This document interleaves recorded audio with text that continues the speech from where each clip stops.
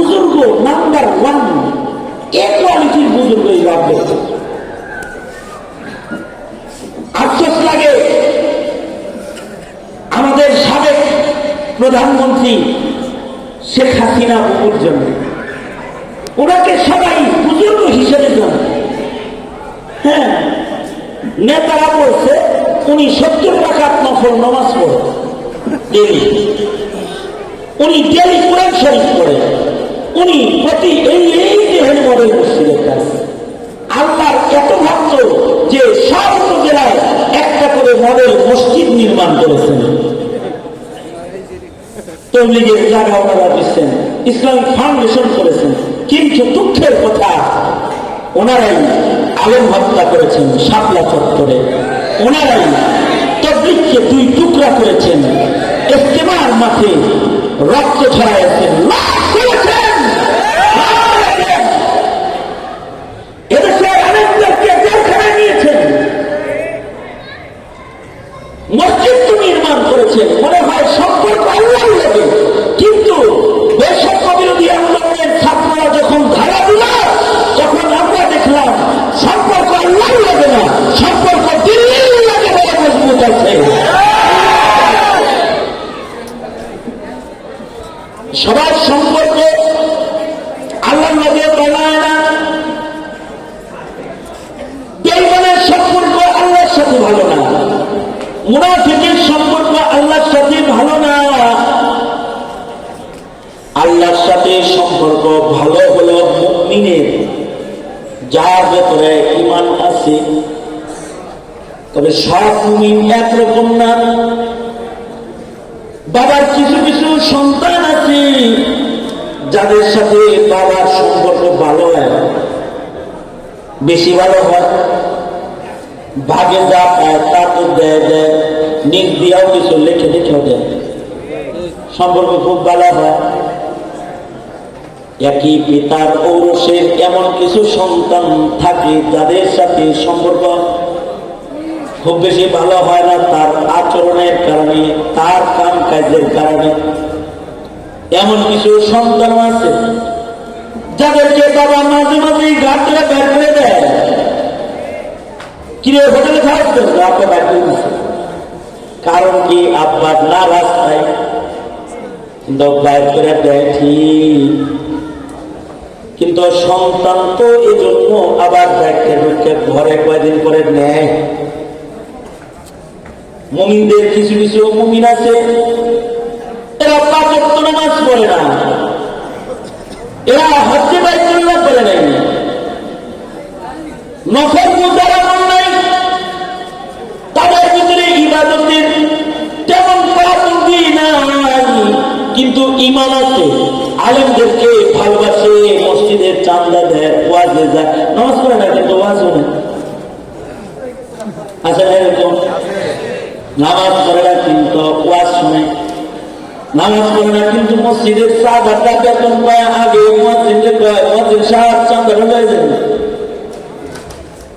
আমল ভালো না কিন্তু ঈমান কিছু আছে, আমল খারাপ হওয়ার কারণে আল্লাহ নারাজ, কিন্তু হইতে পারে ঈমান ভালো হওয়ার কারণে আল্লাহ তাআলা বলবে। এটা মাফ করণ দরকার। বাপে যেমন চাচারে বলে আমি বাড়ি করে দিচ্ছি, বাড়ির থেকে তুই তো চাচা লাগস, তুই লই আয়।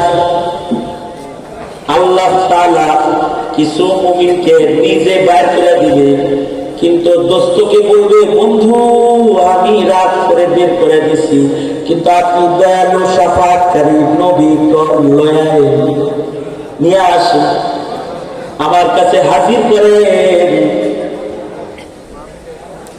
এমনকি আল্লাহ রাসূলকে দেখা দেওয়ার জন্য আলাদা লোক আল্লাহ দাঁড় করাইবেন। হাদিসে আছে মিজানের বাবার কাছে বাবা আদমকে দাঁড় করাই রাখবেন। বাবা আদম চিৎকার করবে, বলতে থাকবে মুহাম্মদ ওই যে তোমার উম্মত তো ঢুকে গেল, কিন্তু এই কাজটাও তো করবেন আল্লাহ তাআলা, কারণ আল্লাহ তাআলা মালিক ইয়াউমিদ্দিন, বিচার দিবসের মালিক হলো তিনি। ওনার অনুমতি ছাড়া বাবা ডাকতে তার মানে আল্লাহ নিজে দোজখে পাঠায় দিছে ঠিক, কিন্তু আবার বাবা আদমকে কইছে কন্যা একটু দেখে দেখে আনতে। আল্লাহু আকবার। আল্লাহ রাসূল হাদিসে আছে বাচ্চাওয়ালা মুরগির মতো উড়াল দিয়ে পাশে দিয়ে দাঁড়াবে, দাঁড়ায় বলবে এই ফেরেশতারা আমার উম্মত দোজখে নাও কেন? ফেরেশতারা বলবে নেকি বদি অর্জন করেছি, নেকির পানা হালকা, গুনার পানা ভারী, তাই দোজখে নেই। ফেরেশতারা বলবে গুনাহ বেশি নেকি কম? নবীজি বলবে ফেরেশতা মনে কিছু নিও না, আমার সামনে আবার ওজন করো, আমার চোখের সামনে আবার একটু ওজন করো। আল্লাহ রাসূল শাফাআত কইরা দোজখের দিকে পাঠায় দেওয়া লোকটাকে মিজানের পাল্লার কাছে আবার আইনা ওজন করবে। কাউকে কাউকে পুরুষরাতের গেটে যায় পার করে দিবে। হযরত আয়েশা সিদ্দিকা বলেন, ওগো আল্লাহর নবী, ময়দানে মাহশরে এত মানুষের ভিড়ে আপনাকে কই খুঁজবো আমি? আল্লাহর রাসূল বলেন, মিজানের পালার কাছে খুঁজবা, সেখানে পাইবা। ওখানে যদি না পাও তাহলে পুরুষরাতের গেটে পাইবা। তার যদি না পাও তাহলে আশের নিচে সেজদারত উম্মতকে দোজখ থেকে বাঁচাইবার জন্য আমি কাঁদবো, আল্লাহর কাছে পাইবা। একদিকে দোজখ দিবি, আবার আমার দিকে বন্ধুরে বলবে বন্ধু ওপরে পার করেন। এই যে ভালোবাসাটা আল্লাহ দেখাইবে, এর জন্য তোমার পদক্ষেপ লাগবে। মুসলমানের ঘরে জন্মাইছিলা, কিন্তু ইসলাম ভাল লাগে না, মোল্লা ভাল লাগে না, কোরআন ভাল লাগে না, দাড়ি টুপি ভালো লাগে না, বুরকা ভালো লাগে না, তোমার ভাল লাগে প্রস্তানি, তোমার ভাল লাগে ইত্রানি, তোমার ওয়াজ ভাল লাগে না, তোমার ভাল লাগে থার্টি ফার্স্ট নাই। আইবো কয়েকদিন পরে এর লেগে আগের রিডিং বাকি উঠতে কিনবার লাগছে, রঙের ডিব্বা কিনছে আর তুলে কিনছে, লিখবো হ্যাপি নিউ ইয়ার 25।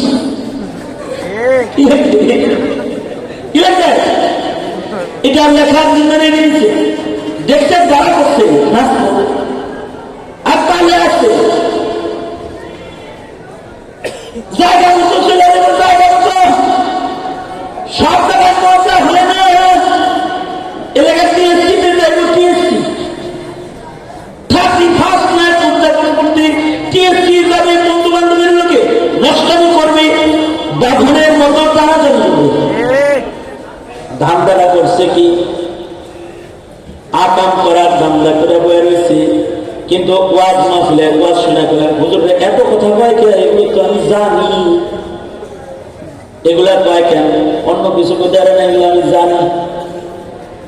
পছন্দ লাগে না, দিনী কথা ভালো লাগে না, কোরআনের কথা ভালো লাগে না, দলে বাড়ি দিলে মজা লাগে।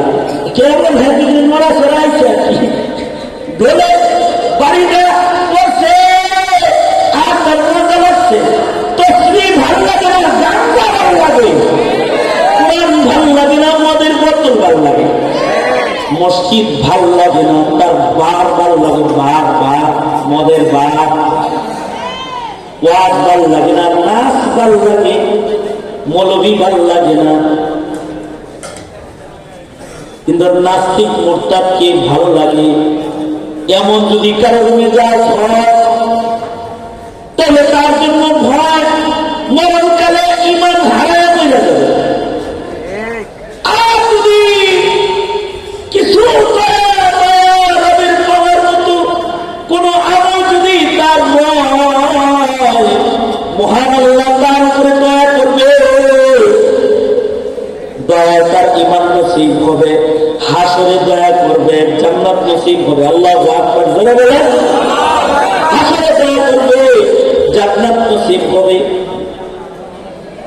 কিছু কিছু বান্দা আছে, এদেরকে হাসরের মাঠে আল্লাহ তাআলা ডাক দিবে।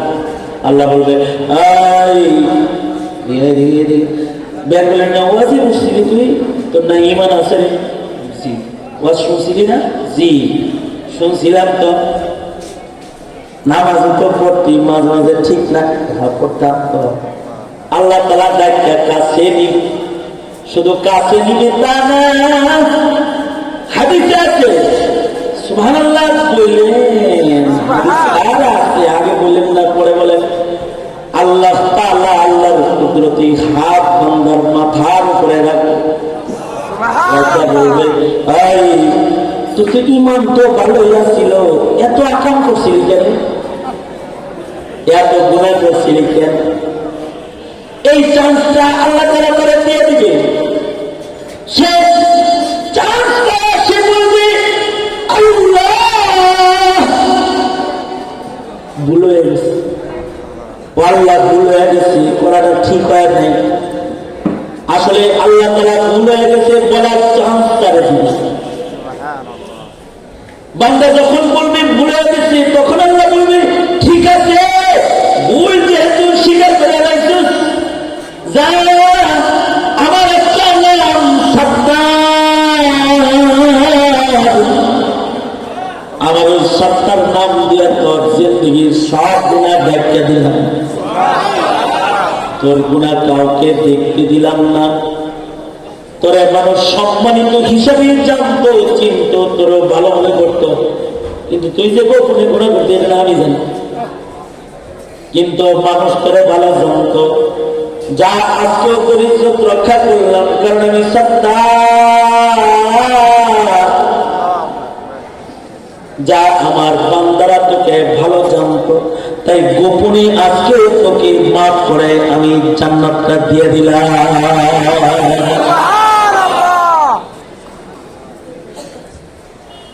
মুসলিম শরীফের বর্ণনায় আজও এক কথা আল্লাহ রাসূল বলে কি, কোয়ালিটির কারণে, কোয়ালিটি ইমানের কোয়ালিটির কারণে কিছু মুমিনের প্রতি আল্লাহ এই মায়া দেখাবে। কি মায়া? ডাক্তার যেমন রোগীর অপারেশন করার সময় ডাক্তার যেমন অজ্ঞান করে, তারপরে অপারেশন করে, অজ্ঞান করে অপারেশন করলে হাড্ডি কাটতে না, কিন্তু রোগীর খবর থাকে না, ঠিক না? হ্যাঁ, অজ্ঞান করে ওপেন হার্ট সার্জারি করেছে, এবার বুক ফিরে ফেলেছে, রোগীর খবর নাই, পুরোপুরি কিন্তু একটা কিয়ামত হয়ে গেছে, কিন্তু ওর খবর নেই, কারণ অজ্ঞান আছে, অজ্ঞান অজ্ঞান। কিছু কিছু মুমিনের সাথে রবের আজব আচরণ হবে, কিছু কিছু মুমিনের সাথে, সবাই লাগে না, কিছু কিছু মুমিনের সাথে আল্লাহর আচরণ হবে এমন যে তাদের গুনাহ বেশি, আল্লাহ তাআলা তাদেরকে দোজখে ফেলবে ঠিক, কিন্তু আল্লাহ তাআলা তাদেরকে এক প্রকারের মওত দিবে। হাসরে তো মৃত্যুর মৃত্যু হবে, আল্লাহ মওত মাইরা ফেলবে, লা ইয়ামুতু ফিহা ওয়া লা ইয়াহয়া। তবে একটা মওতের মতন কিছু দিবে, যা দিয়ে তাকে অজ্ঞান করবে, অজ্ঞান করে তাকে অচেতন করে আল্লাহ তাআলা তাকে দোজখে ফেলবে। তার গুনার শাস্তি দোজখে হবে, কিন্তু সে কষ্টটা ত্যাগ করতে পারবে না, অপারেশন হলে যেমন ত্যাগ করতে পারে না, দোজখের মধ্যে তাজকিয়াতান আল্লাহ তাআলা তার গুনাহকে আগুন দিয়ে ধৌত করবে, সে ত্যাগ পাবে, দেহটা পুরা কয়লা হয়ে যাবে, তার উপরে শাস্তি প্রয়োগ হবে, কিন্তু তার খবর নেই, তারা অজ্ঞান করে ফেলাইছে আল্লাহ তাআলা। এবার শাস্তি শেষ হইলে দোজখ থেকে বের করে নহরে হায়াতের পানির দ্বারা তাকে আল্লাহ তাআলা গোসল দিলে, গোসল দিলে সুস্থ সুন্দর জান্নাতে যাওয়ার উপযুক্ত যুবক যুবতীর দেহ হয়ে যাবে। এবার আল্লাহ বলবেন, গুনাহ করছিলি তাই দোজখে পড়লাম, তওবা করস নাই তাই আগুন দিয়ে সাফ করলাম, ইমানটা ভালো ছিল, যা খুশি হয়ে জান্নাত দিয়ে দিলাম।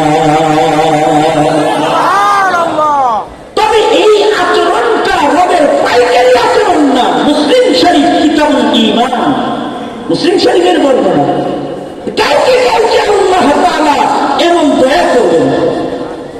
বিশ্বাস করো যুবক, এই যারা দিন মানতে পারে নাই কিন্তু দিনকে ভালোবেসেছে, ইসলামকে তারা ভালোবেসেছে, নবীর খতমে নবুয়তে আঘাত করলে তাদের হৃদয়ে আঘাত লেগেছে, তারা রাসূলকে গালি দিলে কষ্ট পেয়েছে।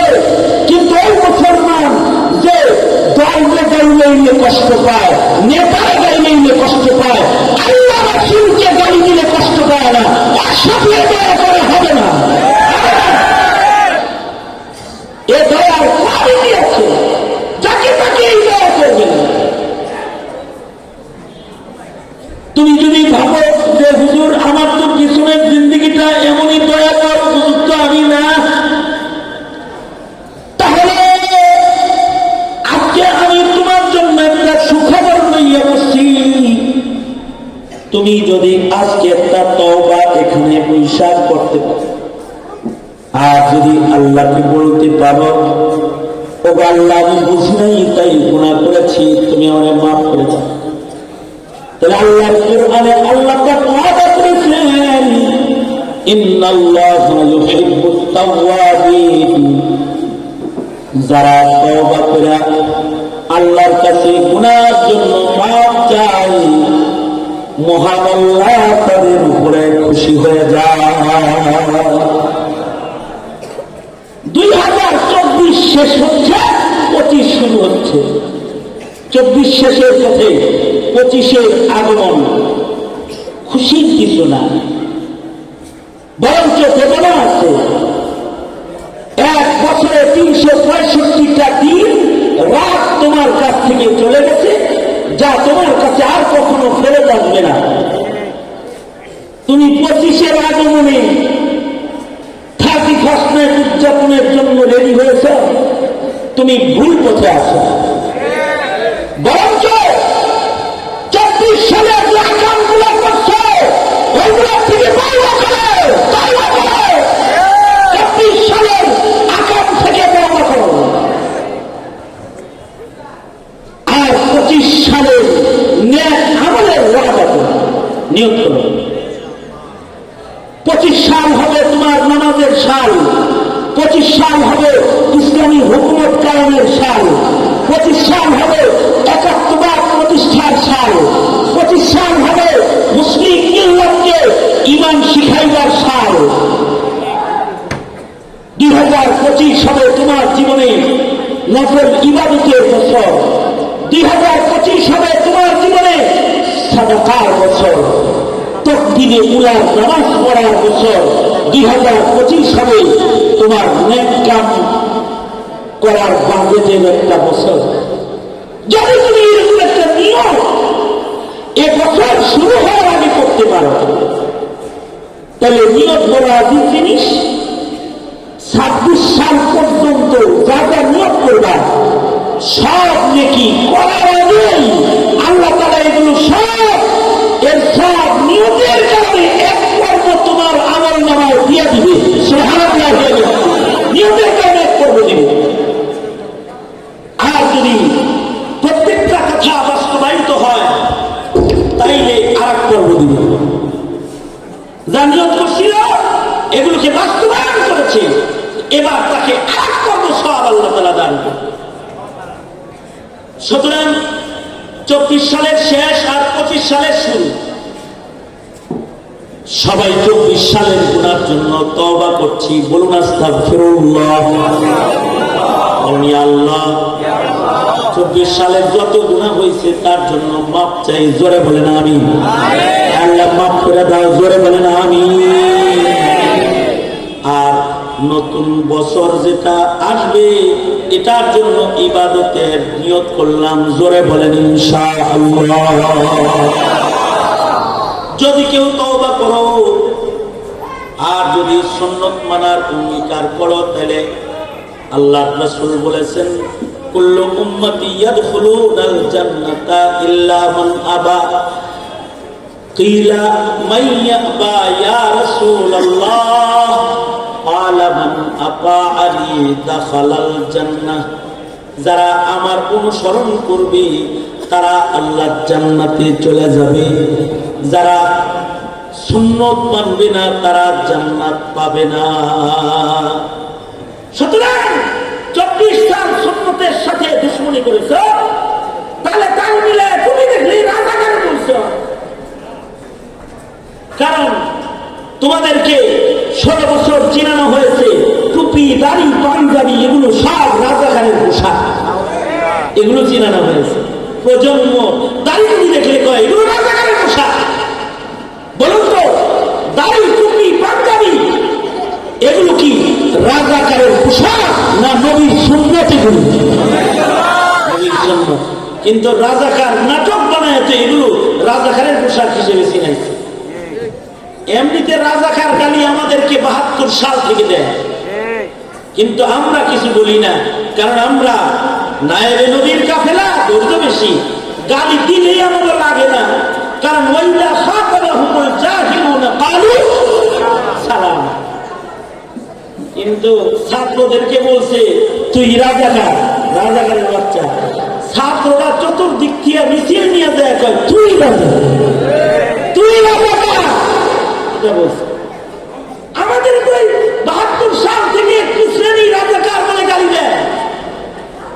আর তুমি দাঁড়িয়ে দেখলেই মক্তবের বাচ্চাদেরকে বলে এগুলো রাজাকার, রাজাকারের বাচ্চা। বলুন তো, টুপি দাড়ি কি রাজাকার না সুন্নাত? কারণ যদি সুন্নতের সাথে খাতির হয় তাহলে আল্লাহ তাকে ভালোবাসে। 25 সাল হোক আপনার আমার সুন্নতকে আমন্ত্রণ করার সাল, ইনশাআল্লাহ বলেন। দাড়ি রাখার সাল, টুপি পরার বছর, পাঞ্জাবি পরার বছর, সুন্নত জিন্দা করার বছর, সুন্নতকে গাড়ি নেয়, সুন্নতের মহব্বত শিখানোর বছর। ঠিক কিনা জোরে বলেন? এগুলো আল্লাহ পাকের ভালোবাসা পাওয়ার রাস্তা। সুতরাং ভালোবাসা খুঁজবো কার? আল্লাহ। জোরে বলেন কার? আরো জোরে বলেন কার? ইহুদ নাসারার ভালোবাসা খোঁজা যাইব, কাফের মুশরিকের ভালোবাসা খোঁজা যাইব। ভালোবাসা খুঁজবো কার? জোরে বলেন আমাদের মালিককে। জোরে বলেন ডাকবেন ইয়া আল্লাহ, বলেন ইয়া আল্লাহ, ইয়া আল্লাহ। আপনার ভালোবাসা চাই। আপনি দান করেন, জোরে বলেন আমিন। দান করবে কি কি করলে? ঈমান ঠিক করলে, ইসলাম পছন্দ করলে, তওবা করলে, সুন্নাত মানলে আল্লাহ ভালোবাসা দান করবে। এটা আল্লাহ পাকের ওয়াদা। এই ওয়াদা পূরণের মেহনত করব ইনশাআল্লাহ। কারা মনে থাকবে তো ইনশাআল্লাহ? আল্লাহ সবাইকে কবুল আর মঞ্জুর করেন, আমিন। এই কয়েকটা কথা বসে বসে আপনাদেরকে বললাম। যা কিছু বলেছি আর আপনারা যা শুনেছেন, এর থেকে আল্লাহ তাআলা আমল করার তৌফিক দান করেন। বেঙ্গলি মাদ্রাসার এই সম্মেলনকে আল্লাহ তাআলা কবুল করেন। এই মাদ্রাসাকে দিন দিন তারাক্কি আর উন্নতি দান করেন।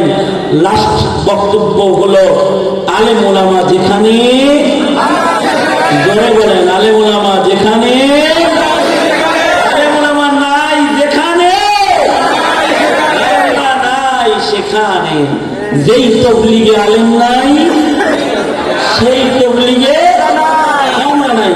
যেই খানকায় আলেম ওলামা নাই ওই খানকায় আমরা নাই। যেই রাজনীতির সমর্থনে আলেম নাই ওই রাজনীতিতেও আমরা নাই। জোরে বলেন। কারণ এটা মুসলমানের দেশ। এই দেশের সব কিছু আলেমের সমর্থন লাগবে। ইন্ডিয়ার সমর্থন লেখা হবে না, তার সমর্থন লাগবে। জোরে রাখতে হবে, কারণ নবী আর আসবে না। আলেমের সমর্থন নিয়েই কাজ করতে হবে, চলতে হবে। তৈয়ার তৈয়ার তৈয়ার কারা তৈয়ার? কারা কারা? তোমরা তোমরা, হ্যাঁ। আল্লাহ তৌফিক দান করুক। আওয়াজ করে বলেন আমিন। আল্লাহ তাআলা কবুল আর মঞ্জুর করুক। আখিরি মোনাজাত পর্যন্ত এই মাহফিলকে আল্লাহ তাআলা কবুল করুক। যারা বয়ান করেছেন তাদেরকে আল্লাহ কবুল করুন, যারা যা কিছু বলেছেন এর উপরে আমল করবার তৌফিক আল্লাহ তাআলা দান করুন এবং উত্তরোত্তর এই মাদ্রাসার সহযোগিতা